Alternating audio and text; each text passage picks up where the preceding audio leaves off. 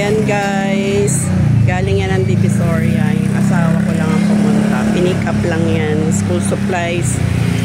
Nasa worth 30k yan. Puro school supplies. Tapos meron lang akong pinabili rin sa kanya doon sa mga iba namang mga items, mga paper bag, eco bag, mga school supplies din. Yung binibilang ko sa may Divisoria Mall. Mga accessories. At yung ibang mga kulang. Hindi na ako sumama kasi kailangan ng bantay dito. Pero kahit Sunday na, pero wala pa rin masyadong bumibili ng notebook. Baka mamayang hapon. Yung ina-expect ko na benta pag gantong pasukan na pinabukasan, dapat malaki-laki na yung benta natin. Pero hindi pa siya ganon, maraming bumibili. Baka mamaya, kasi alam mo naman mga tao, last minute na nagbibilihan. Tsaka yung mga public school dito, binibigyan ng notebook ni City Mayor Joy Belmonte at saka bag. Kaya yung iba hindi nabibili ng notebook. Nagdadagdag na lang sila.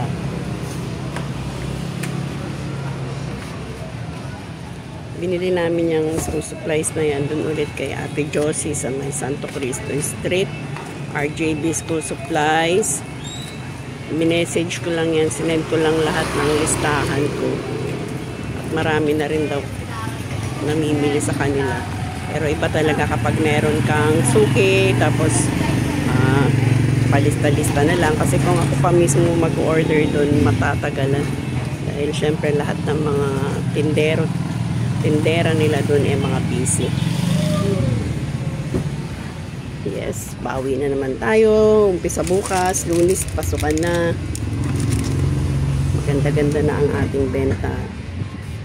Bawi-bawi din niya yun.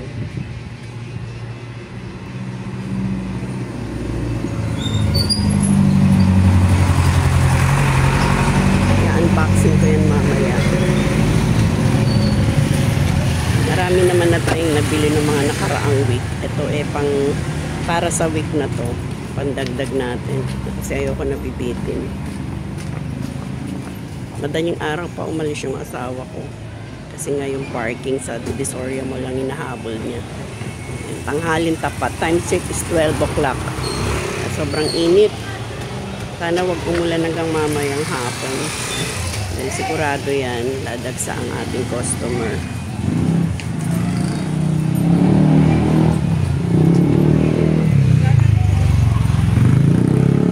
Kami sa may Commonwealth, Quezon City, Barangay Commonwealth. Dito daanan kasi yan ng mga tao, daanan ng mga tricycle, mga sasakyan. Marami naglalakad dito kahit gabi na. Ayan, merong sa dulo niyan is Commonwealth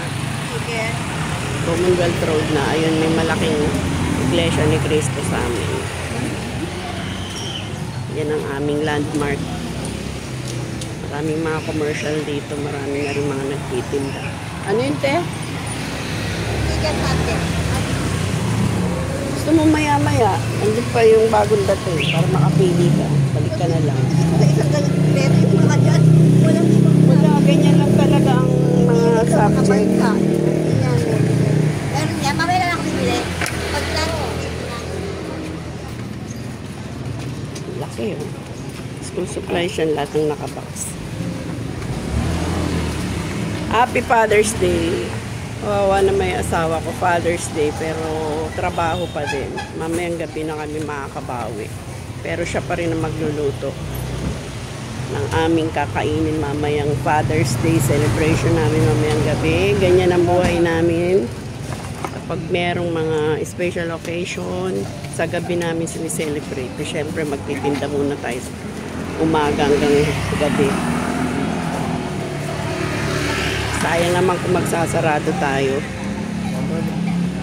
Sabi nga kapag ka negosyante ka, freelancer ka, anytime pwede kang magsara, magbukas. Pero kami hindi. Ayoko ng sarado ng sarado. Ayan, ang dami na oh. Puro school supplies yung mga nakabox na yan. Madali lang naman display ang school supplies. saglit lang yan sa akin. Wala na dun, Son? Hindi na tayo masyadong namiling laruan kasi napasokan na. Hindi na masyadong naglalaruan ng mga bata. School supplies na ang mabenta ngayon. Ito, mga toy pads to. Garter, flashlight, magnet. Kasi nabili yung magnet. Uy, ano? May na ano, pumalo. Ito mga squeezy.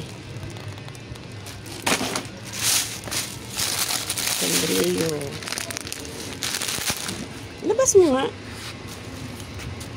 Yung slime na malalaki. Ay, hindi. Saan mo nga? Ito malalaking slime. Ay, marami sa tayo ganito. Play foam. Ito, 60 lang. Pang 5 piso. So, may tubo ka na ng 40 pesos. Isa dyan. Mabilisan lang yan sa mga bata. Ito, pang 10. Ito pa.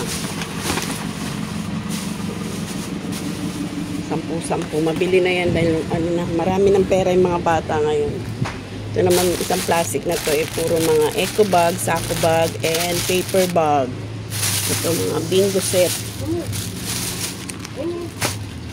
Ito naman yung mga school supplies din to. Ito sa kabila, so, mga pouch. Colored paper na brown. Ayan, mabili ang aming colored paper. Ilan? Ganda yung lagayan namin, no? Piso-isa. Segregate bawat kulay. Mga 5 Kaya piraso. sila na mismo pumipili dyan. Piso isa ang bentahan natin yan.